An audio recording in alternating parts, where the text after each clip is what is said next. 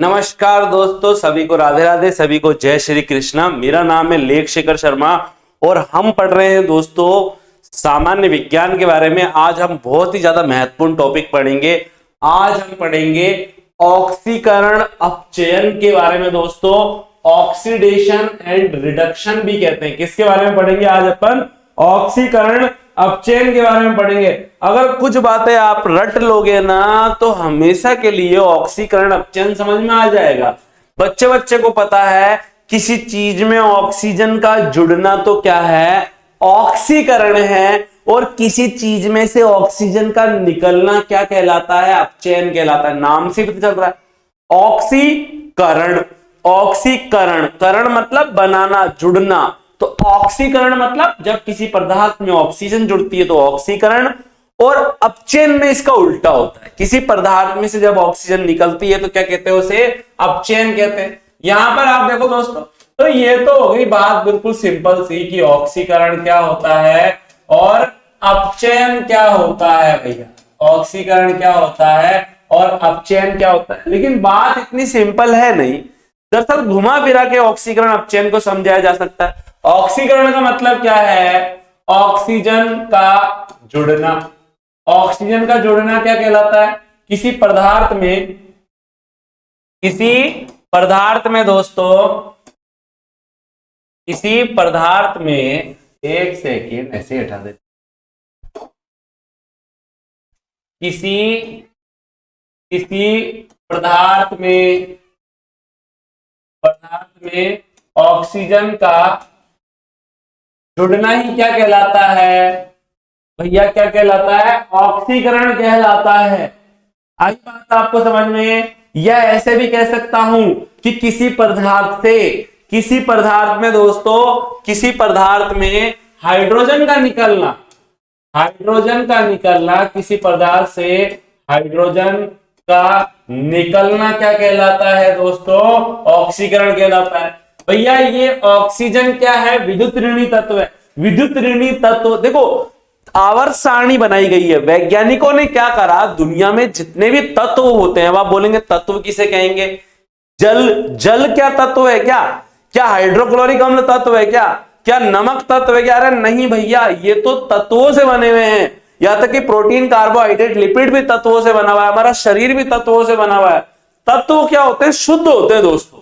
या ऐसे कह सकता हूं, एक ही प्रकार के परमाणुओं के समूह को तत्व कहते हैं। जैसे मैं बोलूं ये माना कि लोहे का पेन है, पूरी तरह से लोहे से बना हुआ है, तो इसमें केवल किसके परमाणु हैं? लोहे के परमाणु हैं, तो ये लोहा तत्व हो गया दोस्तों। तो एक ही प्रकार के परमाणुओं के समूह को क्या बोलते हैं? तत्व कहते हैं। अब आप बोलेंगे परमाणु क्या होते हैं? पदार्थ की सबसे छोटी अवस्था को परमाणु कहते हैं। परमाणु कभी भी अकेला नहीं रह सकता है। अपवाद स्वरूप कुछ गैसों के परमाणु स्वतंत्र मिलते हैं, अलग मिलते हैं। तो जो परमाणु होते हैं वो अकेले नहीं मिलते हैं और वो दूसरे परमाणु के साथ में जुड़ जाते हैं, या अपने ही जैसे दूसरे परमाणु के साथ में जुड़ जाते हैं और अणुओं के रूप में रहते हैं दोस्तों। तो आप देखिए, विद्युत ऋणी तत्व का मतलब क्या है? तत्व दो प्रकार के, जो धातुएं होती है ना दोस्तों, जो धातुएं होती है और जो अधातुएं होती है। धातुएं क्या कर सकती है? इलेक्ट्रॉन त्यागती है। धातुएं इलेक्ट्रॉन त्याग देती है। जैसे मैं बोलूं Na एक धातु है, सोडियम धातु है, ये भैया इलेक्ट्रॉन त्याग सकती है। और इलेक्ट्रॉन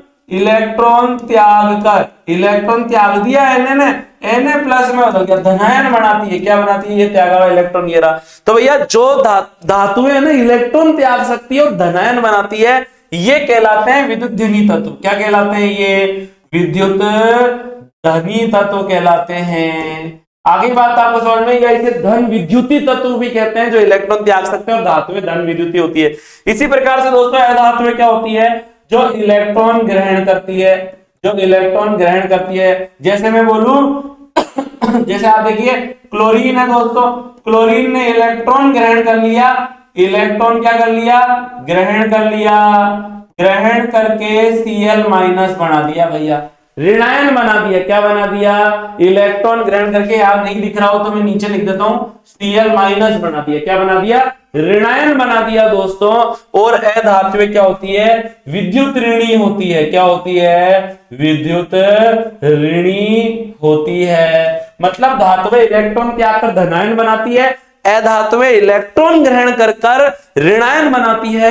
धातुओं के पास में इलेक्ट्रॉन ज्यादा होते हैं तो देती रहती है, त्याग देती है, त्याग देती है, त्याग देती है। त्यागता कौन है? दान कौन करता है? जो धनी होता है। तो धातुएं विद्युत धनी है। अधातुएं कौन क्या होती है दोस्तों? इलेक्ट्रॉन ले लेती है, ऋण लेती रहती है इलेक्ट्रॉन का, तो ये विद्युत ऋणी है दोस्तों। तो भैया ऑक्सीजन एक प्रकार का विद्युत ऋणी तत्व है दोस्तों। तो अपन क्या कह सकते हैं कि किसी पदार्थ में ऑक्सीजन का जुड़ना, हाइड्रोजन का निकलना, या भैया विद्युत ऋणी तत्वों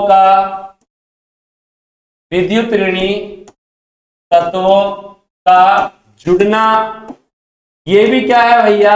ऑक्सीकरण है। विद्युत ऋणी तत्वों का जुड़ना भी क्या कहलाता है? ऑक्सीकरण कहलाता है। और तो और किसी पदार्थ से इलेक्ट्रॉन निकलना भी क्या है दोस्तों? ऑक्सीकरण है। इसका अपोजिट क्या होगा दोस्तों? अपचयन होगा। अपचयन में क्या होगा?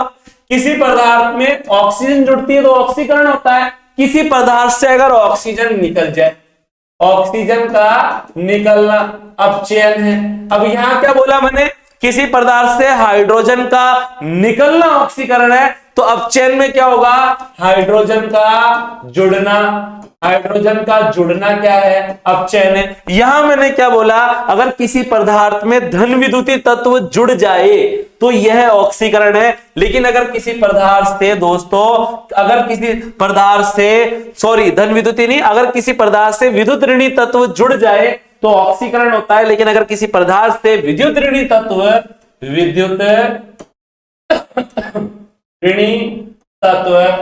निकल जाए दोस्तों, तो वो क्या होता है? अपचयन कहलाता है दोस्तों।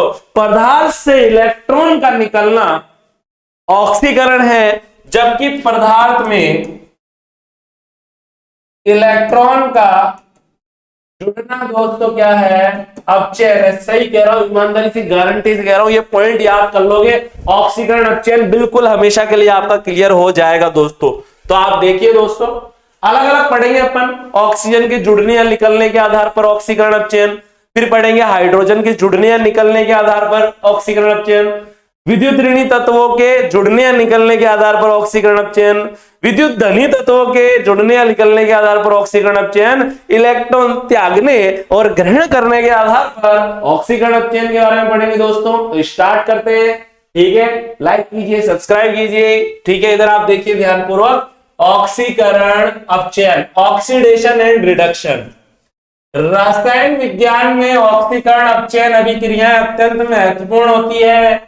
अनेकों जैविक, भौतिक एवं महत्वपूर्ण रासायनिक क्रियाएं इनसे संबंधित है। बहुत सारी ऐसी अभिक्रियाएं दोस्तों, बहुत सी भौतिक अभिक्रियाएं, रासायनिक अभिक्रियाएं, हमारे शरीर में चलने वाली जैविक क्रियाएं दोस्तों किसका उदाहरण है? ऑक्सीकरण अपचयन अभिक्रियाओं का उदाहरण है। आपसे पूछा जा सकता है जीवों की कोशिकाओं के अंदर कौन सी ऑक्सीकरण अपचयन अभिक्रिया होती है? तो भैया हमारे शरीर के अंदर, हमारे अंदर कोशिका होती है। कोशिका में क्या होता है? ग्लूकोज होता है दोस्तों, और ये ग्लूकोज ऑक्सीजन से क्रिया कर रहा है, तो मतलब ऑक्सीकरण ही तो हो रहा है दोस्तों।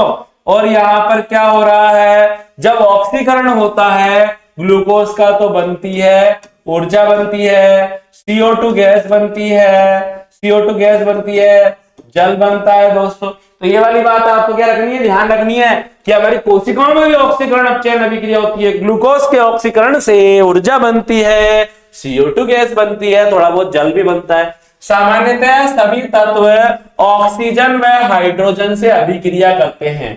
अगर कोई तत्व ऑक्सीजन से अभिक्रिया कर रहा है ना, किसी में ऑक्सीजन जुड़ रही है, तो समझ जाना ऑक्सीकरण हो रहा है। और अगर किसी पदार्थ से हाइड्रोजन निकल रही है तो भी समझ जाना ऑक्सीकरण हो रहा है। लेकिन अगर किसी पदार्थ से ऑक्सीजन निकल रही है, हाइड्रोजन जुड़ रही है, तो समझ जाना अपचयन हो रहा है। अतः इसी आधार पर इन्हें ऑक्सीकरण अपचयन अभिक्रियाएं कहा गया है। यह अभिक्रियाएं ऑक्सीकारक तथा अपचायक को भी परिभाषित करती है। दोस्तों हम ऑक्सीकरण व अपचयन अभिक्रियाओं के बारे में तो पढ़ेंगे ही साथ हम ऑक्सीकारक व अपचायक पदार्थों के बारे में भी पढ़ेंगे। सब समझ में आएगा, बस आप देखते रहो। इन अभिक्रियाओं को निम्न आधार पर समझाया जा सकता है। पहला पॉइंट वही, ऑक्सीजन के जुड़ने और निकलने के आधार पर ऑक्सीकरण अपचयन, ऑक्सीजन के संयोग और वियोजन के आधार पर अपन क्या पढ़ेंगे दोस्तों, ऑक्सीकरण अपचयन अभिक्रियाओं के बारे में पढ़ेंगे। मतलब कि भैया ऐसी अभिक्रियाएं जिसमें ऑक्सीजन का योग होता है, ऑक्सीजन जुड़ जाती है, ऑक्सीकरण कहलाता है। क्या कहलाता है, ऑक्सीकरण कहलाता है। पढ़ा था ना अपन ने पिछली वाली क्लास के अंदर, कोयला C+O2 CO2 बन गया, कोयले का ऑक्सीकरण हो रहा है। आई बात आपको समझ में, ऑक्सीजन का योग होना ही ऑक्सीकरण कहलाता है। मूल रूप में ऑक्सीकरण शब्द का प्रयोग भी ऑक्सीजन के संयोग के लिए ही किया जाता है। ऑक्सीकरण का मतलब ही क्या है कि किसी पदार्थ में ऑक्सीजन का जुड़ जाना। दोस्तों क्या जुड़ जाना, ऑक्सीजन का जुड़ जाना। देखो ना यहाँ पर किसी पदार्थ से ऑक्सीजन का जुड़ना क्या कहलाता है, ऑक्सीकरण कहलाता है। देखो कुछ अभिक्रियाएं हैं दोस्तों, ध्यान पूर्वक आप देखिए। यहां पर ये क्या है भैया, यह है, बताओ क्या है ये मैग्नीशियम है दोस्तों। मैग्नीज तो ऐसा होता है ना, कंफ्यूज मत होना, ये मैग्नीज है। ये क्या है, मैग्नीशियम है। मैग्नीशियम लिया अपन ने और इसकी क्रिया करवाई, ये ऑक्सीजन से क्रिया कर रहा है। मतलब मैग्नीशियम को जब जलाया जाता है, जलाने का मतलब क्या होता है, मैग्नीशियम ले लिया, उसको जब जलाते हैं तो जलाने का मतलब वो ऑक्सीजन से क्रिया कर लेता है दोस्तों। और ऑक्सीजन से क्रिया करने का मतलब है ऑक्सीकरण हो रहा है मैग्नीशियम का। अब यहां पर आप देखेंगे दोस्तों, ध्यान पूर्वक आप देखना, सुनो। मैंने आपको क्या बताया था, परमाणु पदार्थ की सबसे छोटी अवस्था होती है। परमाणु अकेले नहीं रह सकते हैं, परमाणु मिलकर अणु बनाते हैं भैया, ग्रुप में रहते हैं, जोड़ों में रहते हैं। अपवाद स्वरूप कुछ तत्व ऐसे हैं जिसके परमाणु स्वतंत्र भी रह सकते हैं। तो देखो O कभी भी अकेला नहीं होगा, O2 अणु के रूप में होगा। ऑक्सीजन हमेशा अणु के रूप में मिलती है, O2 के रूप में मिलती है दोस्तों। जो अब आप देखो ध्यान पूर्वक, मैग्नीशियम है और ये O2 से क्रिया कर रही है, तो क्या बन जाएगा, MgO2 बन जाएगा। और MgO2 तो होता ही नहीं है, गलत बन जाएगा, MgO बन सकता है दोस्तों। तो Mg और O2 ने जब क्रिया करी तो MgO बन गया। अब रिएक्शन को संतुलित करने के लिए Mg के आगे भी 2 लगा दिया, तो अपने आप सब कुछ फिक्स हो गया दोस्तों। Mg भी 2 हो गया, ऑक्सीजन भी 2 है, तो सारा का सारा उत्पाद ही 2 बन गया, मतलब 2 MgO। इसी प्रकार से दोस्तों सल्फर ऑक्सीजन से क्रिया करके सल्फर डाइऑक्साइड बनाती है, SO2 बनाती है दोस्तों। क्या बनाती है, SO2 बनाती है, सल्फर डाइऑक्साइड बना लेती है। यहां पर दोस्तों मैग्नीशियम का मैग्नीशियम ऑक्साइड में ऑक्सीकरण हो गया, सल्फर का सल्फर डाइऑक्साइड में ऑक्सीकरण हो गया दोस्तों। अभिक्रिया में पदार्थ से ऑक्सीजन का निकलना अपचयन कहलाता है, ऑक्सीजन का जुड़ना ऑक्सीकरण था। अब अपन उल्टा पढ़ेंगे दोस्तों, ऑक्सीजन का निकलना क्या कहलाता है, अपचयन कहलाता है। यहां पर पोटेशियम क्लोरेट है दोस्तों। यह क्या है, देखो आप पढ़ लेना, याद कर लेना, लिख लेना नोट्स के अंदर। पोटेशियम क्लोरेट, पोटेशियम क्लोरेट, ठीक है दोस्तों। पोटेशियम क्लोरेट को जब गर्म करते हैं दोस्तों, क्या करते हैं, गर्म करते हैं। मैग्नीशियम ऑक्साइड को जब गर्म करते हैं तो भैया इनमें से ऑक्सीजन निकल भागती है। क्या भागती है, निकल भागती है। जब KClO3 को गर्म करेंगे तो क्या बन जाएगा, 2KClO3 को गर्म करने पर बन जाएगा 2KCl। क्या बन जाएगा, 2KCl बन जाएगा। और क्या शेष रह जाएगी, O3 रह जाएगा और 2 रह जाएगा। क्या रह जाएगा दोस्तों, यहां पर 2O3 रह जाएगा। अब ऐसा तो अपन वहां लिख नहीं सकते हैं, गलत हो जाएगा, तो अपन क्या कर देंगे, 3O2 कर देंगे दोस्तों। मतलब कि ऑक्सीजन के 3 अणु बन गए दोस्तों, 3O2 बन गया। तो आप खुद देखिए ना, KClO3 का अपचयन किस में हो गया दोस्तों, KClO3 का अपचयन हो गया KCl में, इसमें से ऑक्सीजन निकल गई दोस्तों। इसी प्रकार से जब मैग्नीशियम ऑक्साइड को जब गर्म किया जाता है दोस्तों, तो आप खुद देखिए Mg अलग हो गया और O अलग हो गया, Mg अलग हो गया, O अलग हो गया। लेकिन इस अभिक्रिया में एक गलती है दोस्तों, मैंने बोला कभी भी परमाणु अकेला नहीं मिलेगा, कुछ रह सकते हैं कुछ नहीं मिलेंगे। जैसे कि आप देखिए ऑक्सीजन अकेली नहीं मिलती है, दो के रूप में मिलती है, तो यहां दो लगा देता हूं मैं, आई बात आपको समझ में। और यहां इस सबके आगे दो लगा रखा है अपन ने, तो देखो अपने आप O के आगे 2 है तो O2 हो गया नहीं हो गया, और यहां पर 2Mg ऐसा का ऐसा आ गया दोस्तों, तो 2Mg प्लस O2 यहां पर बन गया।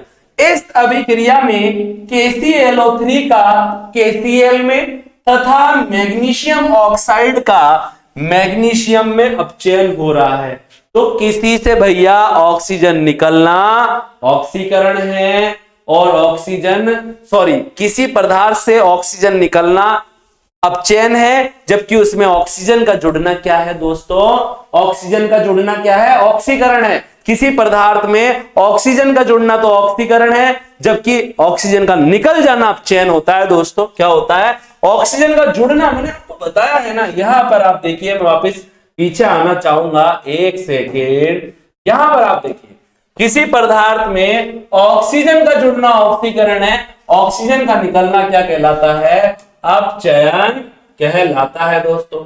अब अपन क्या पढ़ेंगे, दूसरा पॉइंट देखेंगे, हाइड्रोजन के संयोग एवं वियोजन के आधार पर ऑक्सीकरण अपचयन को समझेंगे कि भैया हाइड्रोजन के संयोग एवं वियोजन के आधार पर ऑक्सीकरण अपचयन। तो भैया ऐसी अभिक्रिया या ऐसा पदार्थ जिसमें जब हाइड्रोजन जुड़ जाती है, हाइड्रोजन का जुड़ना अपचयन है, हाइड्रोजन का निकलना क्या कहलाता है, ऑक्सीकरण कहलाता है दोस्तों। तो यहां पर आप देखो ये एक पदार्थ है, यह एक पदार्थ है।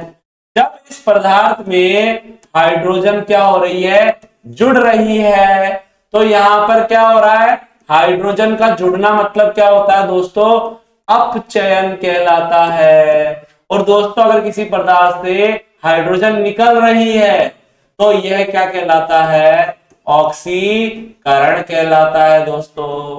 क्योंकि भैया यहां पर हाइड्रोजन का जुड़ना अपचयन है, हाइड्रोजन का निकलना ऑक्सीकरण है। तो देखिए आप, ये वाली परिभाषा पहले बहुत अधिक प्रचलित थी, परंतु आज भी दोस्तों कार्बनिक रसायन विज्ञान में इसे प्रमुखता से काम में लिया जाता है। ठीक है, वह रासायनिक अभिक्रियाएं जिसमें पदार्थ से हाइड्रोजन निकलता है ऑक्सीकरण कहलाती है। भैया जिसमें हाइड्रोजन निकल रहा है पदार्थ से वो ऑक्सीकरण है, जिसमें हाइड्रोजन जुड़ रहा है वो अपचयन है। आप खुद ही देखो दोस्तों, यहां पर हाइड्रोजन सल्फाइड लिखा हुआ है, H2S मतलब हाइड्रोजन सल्फाइड है। अगर इस हाइड्रोजन सल्फाइड में से क्या निकल जाए, हाइड्रोजन निकल जाए, तो ये कौन सी अभिक्रिया है, ऑक्सीकरण अभिक्रिया है। तो अपन निकाल देते हैं, इस H2 को निकाल देते हैं। अब ये H2O जब निकल जाएगा ऊपर, ये देखो ये H2O कहां आ गया, ऊपर आ गया, और ऊपर आकर ये जुड़ जाएगा इस O2 से। किससे जुड़ जाएगा दोस्तों, O2 से जुड़ जाएगा। तो यहां पर आप देखिए, यहां पर 2H2 निकला है दोस्तों, 2H2 इस O2 से जुड़ गया, तो देखो 2H2 ऐसा का ऐसा आ गया, और ये O यहां आ गया। अब आप बोलेंगे सर ये तो O2 है वो O है। अरे भाई आप खुद देखो ना, सबके आगे दो लगा हुआ है, तो ऑटोमेटिक ये भी O2 हो गया या नहीं हो गया, हो गया। आई बात आपको समझ में। तो यहां पर अपन क्या कह सकते हैं, ये जो सल्फर है, इस सल्फर के आगे भी देखो दो लिखा हुआ है पूरे H2S के आगे, तो यहां पर 2S अकेला रह गया दोस्तों। तो यहां पर हाइड्रोजन सल्फाइड का सल्फर गैस में क्या हो रहा है, ऑक्सीकरण हो रहा है। हाइड्रोजन सल्फाइड में से जब हाइड्रोजन निकल गई तो केवल सल्फर रह गया दोस्तों। क्या रह गया, सल्फर रह गया दोस्तों। क्या रह गया दोस्तों, सल्फर। देखो यहां पर जो हाइड्रोजन सल्फाइड गैस है उसका जब ऑक्सीकरण हुआ तो उसमें से क्या निकली दोस्तों, हाइड्रोजन निकली, और केवल कौन सिंगल रह गया बेचारा, सल्फर सिंगल रह गई। तो हाइड्रोजन सल्फाइड का सल्फर में क्या हो चुका है, ऑक्सीकरण हो चुका है दोस्तों। इसी प्रकार से दोस्तों एक उदाहरण और देख लेते हैं अपन। यहां पर आप देखिए CH3CH2OH लिखा हुआ है। अब आप समझो, यहां पर दो कार्बन है ना दोस्तों, एक कार्बन को मेथ बोलते हैं, मेथ, दो कार्बन को एथ बोलते हैं, तीन कार्बन को प्रोप बोलते हैं। तो यहां पर दो कार्बन है तो एथ कहलाएगा दोस्तों, एथ। तो ये नाम बन गया एथ। यहां पर कितने कार्बन है, एक, दो, तो क्या बन गया, एथ। और दोस्तों OH को ओल बोलते हैं, तो एथ प्लस ओल क्या बन गया, इथेनॉल बन गया दोस्तों। क्या बन गया, यह इथेनॉल है दोस्तों। अब क्या देखो आप, जब इथेनॉल की अपन ऑक्सीकरण करवाते हैं या ऑक्सीजन की उपस्थिति में इसको थोड़ा गर्म कर देते हैं या इसकी क्रिया करवाते हैं, यहां पर ऑक्सीजन ले ली दोस्तों, तो इसमें क्या होगा दोस्तों, हाइड्रोजन निकल जाएगी। इसमें से हाइड्रोजन क्या हो जाएगी, निकल जाएगी दोस्तों। तो हाइड्रोजन निकलने के बाद क्या होगा, जो CH3 है वो ऐसा कैसा आ जाएगा, आ गया भैया ऐसा कैसा, आई बात आपको समझ में। अब आप देखना दोस्तों ध्यान पूर्वक यहां पर कि यहां पर ये जो हाइड्रोजन गैस जुड़ी हुई है CH2 के पास में से, ये बाहर निकल जाएगी और ये आ जाएगी यहां बाहर। आई बात आपको समझ में। और यहां केवल क्या रह जाएगा, CHO रह जाएगा दोस्तों। तो CH3CHO बन गया और बन गई हाइड्रोजन गैस दोस्तों। यहां पर आप देखेंगे यहां पर भी कितने कार्बन है, मैथ एथ, एथ कार्बन है, और दोस्तों यहां पर इथेनॉल इसका नाम है। तो यहां पर एथेनॉल का दोस्तों किसके अंदर, एथेनॉल के अंदर क्या हो चुका है, ऑक्सीकरण हो चुका है दोस्तों। तो जब किसी में से हाइड्रोजन गैस निकल जाती है तो उसे क्या बोलते हैं अपन दोस्तों, ऑक्सीकरण कहते हैं। यहां पर क्या बोल रहा है कि एथेनॉल में हाइड्रोजन परमाणुओं की संख्या 6 है, एवं एथेनॉल से जब ऑक्सीकरण के बाद में एथेनॉल बन जाता है, जब एथेनॉल से क्या बनता है दोस्तों, एथेनॉल बन जाता है, तो हाइड्रोजन परमाणु की संख्या कम रह गई, मतलब कुछ हाइड्रोजन परमाणु बाहर निकल गए। बाहर निकलने के कारण ही एथेनॉल में क्या हो गया दोस्तों, ऑक्सीकरण हो गया दोस्तों। हाइड्रोजन परमाणुओं की संख्या कितनी रह गई, एथेनॉल में केवल 4 ही रह गई, अर्थात यहां एथेनॉल में ऑक्सीकरण होता है। और एथेनॉल से जब हाइड्रोजन निकलती है तो बन जाता है एथेनॉल दोस्तों। जब एथेनॉल से क्या निकल जाती है, हाइड्रोजन निकल जाती है, तो क्या बन जाता है, एथेनॉल बन जाता है दोस्तों। तो अब अपन देखेंगे इसका उल्टा कि भैया वह रासायनिक अभिक्रियाएं जिसमें हाइड्रोजन जुड़ती है, अब चेन कहलाता है। वह रासायनिक अभिक्रियाएं जिसमें हाइड्रोजन जुड़ती है क्या कहलाता है, अब चेन कहलाता है। अब आप खुद देखो, सुनो, यहां पर एक कार्बन, दो कार्बन, तो एथ हो गया। और दोस्तों जब डबल बॉन्ड होता है तो उसको ईन बोलते हैं, और जब कार्बन कार्बन के बीच में सिंगल बॉन्ड होता है तो उसको एन बोलते हैं। तो एथ प्लस ईन, एथीन नाम है इसका। अब यहां पर आप देखिए ऐसी शर्त मानी जाती है कि हमेशा कार्बन के चारों तरफ है ना, कार्बन के चारों तरफ 4 परमाणु रहेंगे। कितने परमाणु रहेंगे, 4 परमाणु रहेंगे या 4 डंडियां रहेगी। यानी कि कार्बन के चारों तरफ ये वाली अवस्था रहेगी या कार्बन के चारों तरफ कोई 4 परमाणु जुड़े रहेंगे। आई बात आपको समझ में। जब भी हाइड्रोजन होगी ना दोस्तों, समझ में आ रही बात आपको, ऐसी कंडीशन होगी। अब यहां पर आप देखिए ये कार्बन है, कार्बन की एक तरफ 2 हाइड्रोजन, दूसरी तरफ 2 डंडियां, तो बताओ चारों तरफ से 4 चीजों से घिरा हुआ है या नहीं है, घिरा हुआ है। अब यहां पर क्या हुआ, जब एथीन को अपन हाइड्रोजन गैस की उपस्थिति में, निकिल की उपस्थिति में, यहां पर ये निकिल क्या है दोस्तों, ये निकिल धातु का चूर्ण होता है। निकल धातु का चूर्ण होता है जो अभिक्रिया के वेग को बढ़ा देता है दोस्तों। और यहां पर अपन ने वायु दाब कर दिया 100 atm, 100 वायुमंडलीय दाब ले लिया। तापमान बढ़ाकर कितना कर दिया, 473 केल्विन कर दिया दोस्तों। और निकल चूर्ण ले लिया दोस्तों। अपन ने क्या करा, एथीन ले लिया, एक पात्र में और उस एथीन के अंदर निकिल चूर्ण डालकर दाब बढ़ा रहे हैं, गर्म कर रहे हैं और हाइड्रोजन गैस भी उसमें प्रवाहित करवा रहे हैं, तो एथीन एथेन में बदल जाएगा। क्या होगा दोस्तों, यहां पर ये जो H2 है इसमें से एक हाइड्रोजन ऊपर वाले H के पास में जुड़ जाएगी, एक हाइड्रोजन नीचे वाले H के पास में जुड़ जाएगी, तो CH2 की जगह ऊपर CH3 और नीचे भी CH3, और दोस्तों ये जो एक डंडी है ये यहां पर कम हो जाएगी। दोस्तों आई बात आपको समझ में, क्योंकि अगर आपने इस बॉन्ड को कम नहीं किया तो कार्बन फिर आप देखेंगे 5 चीजों से गिर जाएगा। एक कार्बन के एक तरफ 3 हाइड्रोजन, दूसरी तरफ 2 डंडी, ऐसा नहीं हो सकता, 4 से घिरा हुआ रहता है कार्बन, तो एक डंडी अपन को क्या करनी पड़ेगी, कम करनी पड़ेगी। तो दोस्तों एथीन का एथेन में यहां पर क्या हो रहा है, अपचयन हो रहा है। दोस्तों किसी चीज में हाइड्रोजन का जुड़ना क्या है, अपचयन है। दोस्तों यहां पर आप देखेंगे क्लोरीन गैस ली, और क्लोरीन गैस में जब अपन हाइड्रोजन गैस प्रवाहित करवाते हैं तो यह हाइड्रोजन इस क्लोरीन में जुड़ जाता है, तो बन जाता है HCl। दोस्तों यहां पर 2 है सबके पास में, तो 2HCl बन गया। दोस्तों जब क्लोरीन में Cl2 में जब हाइड्रोजन गैस प्रवाहित करवाते हैं तो क्या बन जाता है, 2HCl बन जाता है, हाइड्रोक्लोरिक अम्ल के 2 अणु बन जाते हैं। तो यहां पर आप देख सकते हैं कि क्लोरीन का हाइड्रोक्लोरिक अम्ल के अंदर क्या हो रहा है दोस्तों, अपचयन हो रहा है। दोस्तों क्या हो रहा है, अपचयन हो रहा है। आगे बढ़ते हैं अपन, ध्यानपूर्वक देखिए, यहां पर एथीन का एथेन में तथा क्लोरीन का हाइड्रोक्लोरिक अम्ल में अपचयन हो रहा है। यह आवश्यक नहीं है कि हमेशा अभिक्रियाओं में हाइड्रोजन व ऑक्सीजन भाग ले।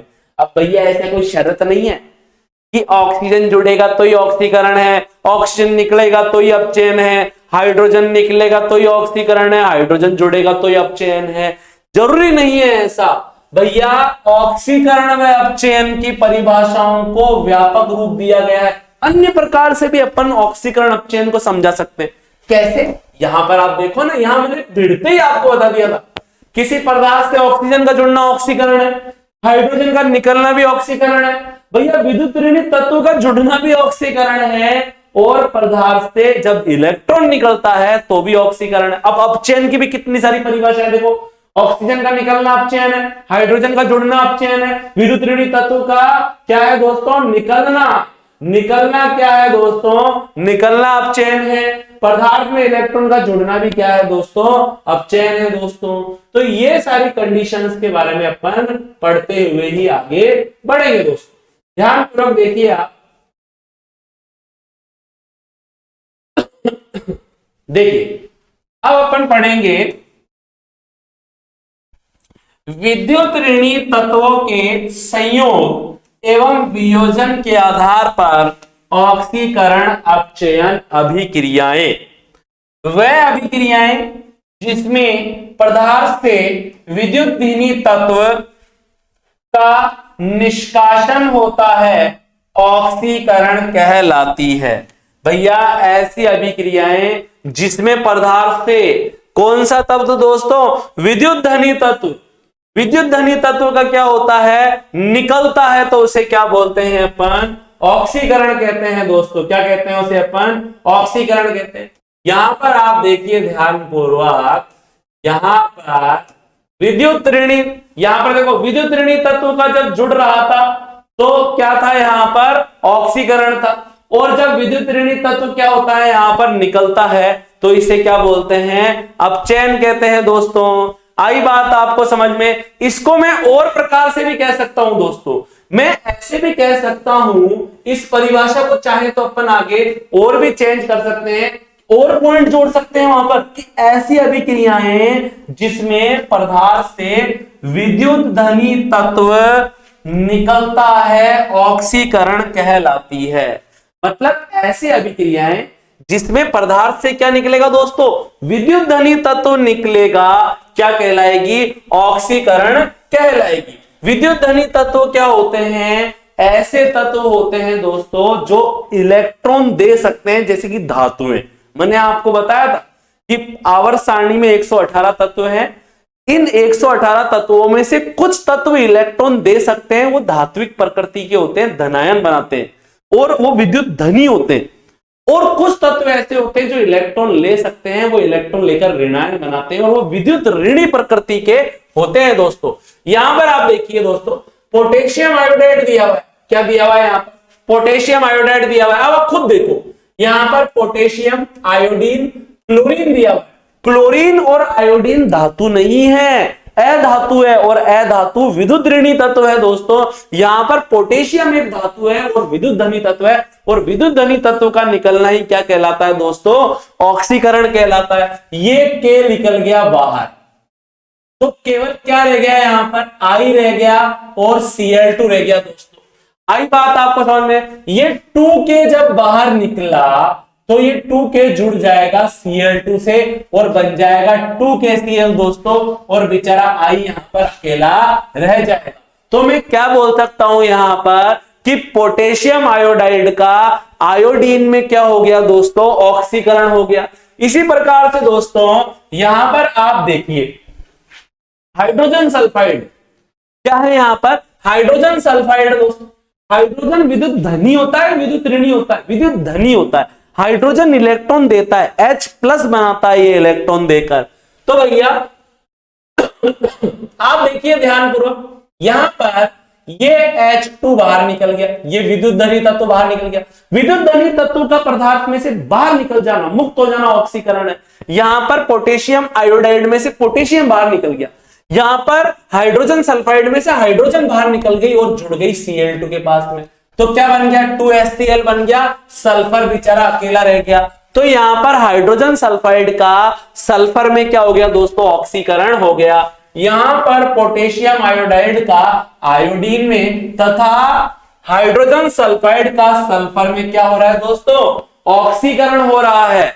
तो ऐसी अभिक्रियाएं जिसमें पदार्थ में विद्युत ऋणी तत्वों का योग होता है चयन कहलाती है। अब यहां पर थोड़ा उल्टा है दोस्तों, आई बात आपको समझ में। ऑक्सीकरण के अंदर क्या होता है, ऑक्सीकरण के अंदर क्या हो रहा है, यहां पर आप याद कर लेना। ऑक्सीकरण में क्या हो रहा है, विद्युत धनी तत्व निकल रहा है भैया, और अपचयन में क्या हो रहा है, जो विद्युत धनी तत्व है दोस्तों, विद्युत धनी तत्व जो है वो जुड़ रहा है। क्या हो रहा है यहां पर, जुड़ रहा है दोस्तों। अब आप देखिए दोस्तों, यहां पर हमेशा विद्युत धनी कौन होता है, कोई मेटल होती है जो इलेक्ट्रॉन दे सकती है, धातु जो इलेक्ट्रॉन त्यागती है विद्युत धनी कहलाती है। यहां पर क्लोरीन, क्लोरीन दिया हुआ है दोस्तों, क्या ये क्लोरीन विद्युत धनी है क्या, नहीं है। तो ये तो अधातु है दोस्तों, अधातु, और ये विद्युत ऋणी है, ये इलेक्ट्रॉन लेती है, देती नहीं है, तो ऋणायन बनाता है इलेक्ट्रॉन लेकर। ये मैग्नीशियम जो है दोस्तों ये धातु है और ये इलेक्ट्रॉन दे सकता है। अब ये बाहर निकला और बाहर निकलकर कहां जुड़ गया, Cl2 के पास में जुड़ गया, तो क्या बन गया, MgCl2 बन गया दोस्तों यहां पर। तो यहां पर अपन क्या कह सकते हैं कि यहां पर क्लोरीन का मैग्नीशियम क्लोराइड में अपचयन हो रहा है दोस्तों। यहां पर क्लोरीन का मैग्नीशियम क्लोराइड में क्या हो रहा है, अपचयन हो रहा है दोस्तों। तो क्या क्या पढ़ा अपन ने यहां पर, अपन ने अब तक क्या क्या पढ़ लिया, ऑक्सीजन का जुड़ना ऑक्सीकरण है, ऑक्सीजन का जुड़ना ऑक्सीकरण है, हाइड्रोजन का निकलना, अभी उसको हटाता हूं, चलो पहले यही देख लो। ऑक्सीजन का जुड़ना ऑक्सीकरण, ऑक्सीजन का निकलना अपचयन है, हाइड्रोजन का जुड़ना अपचयन है और हाइड्रोजन का निकलना दोस्तों क्या है, ऑक्सीकरण है। इसी प्रकार से दोस्तों अभी हमने क्या देखा कि भैया विद्युत धनी तत्वों का निकलना क्या कहलाता है, ऑक्सीकरण कहलाता है, और विद्युत धनी तत्वों का जुड़ना अपचयन कहलाता है। या फिर ऐसे कह सकता हूं कि किसी पदार्थ में किसी धात्विक परमाणु का जुड़ना, धात्विक परमाणु का जुड़ना ऑक्सीकरण है, जबकि धात्विक परमाणु का दोस्तों, धात्विक परमाणु का निकलना ऑक्सीकरण है, जबकि धात्विक परमाणु का दोस्तों जुड़ना क्या कहलाता है, अपचयन कहलाता है। दोस्तों यहां तक आ गई आपको बात समझ में, ठीक है दोस्तों। अब मैं आगे बढ़ता हूं, यहां पर आप देखिए एक उदाहरण और देख लेते हैं अपन। देखिए Mg प्लस Cl2, अब यहां पर आप देखेंगे यहां पर ये MgCl2 के अंदर क्या हो गया, जुड़ गया, MgCl2 बन गया दोस्तों। यहां पर मैग्नीशियम का अधिक विद्युत ऋणी तत्व क्लोरीन से संयोग हो रहा है। यहां पर कुछ जुड़ना था, एडिटिंग करनी थी लेकिन हुई नहीं है शायद। यहां पर आप देखिए, यहां पर क्लोरीन का मैग्नीशियम क्लोराइड में अपचयन होता है। यहां तक तो आ गई बात आपको समझ में, ठीक है। अब यहां पर देख लेते, एक सेकेंड। मैग्नीशियम, यहां पर मैग्नीशियम का अधिक विद्युत ऋणी तत्व क्लोरीन से संयोग के कारण क्या हो रहा है, ऑक्सीकरण हो रहा है। क्या हो रहा है, यहां पर ऑक्सीकरण हो रहा है। और यहां पर वह अभिक्रियाएं जिसमें पदार्थ से विद्युत ऋणी तत्व निकलता है अपचयन कहलाती है। यहां पर मैं थोड़ा लिख देता हूं, यहां पर लिखना भूल गए थे, ये लिख देता हूं थोड़ा, कि विद्युत ऋणी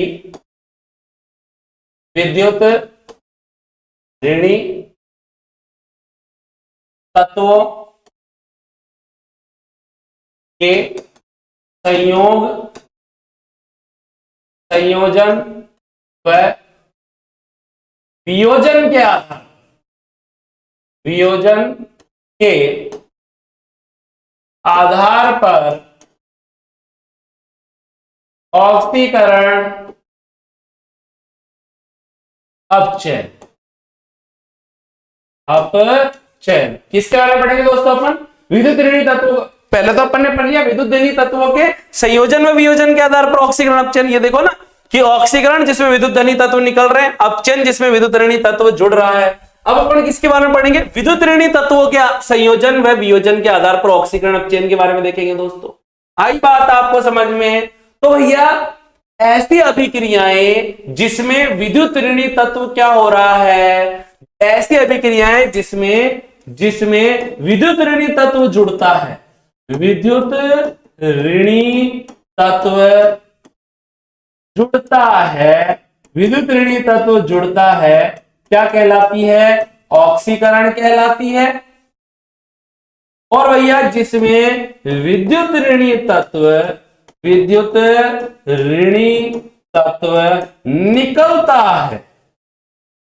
निकलता है अपचयन कहलाती है।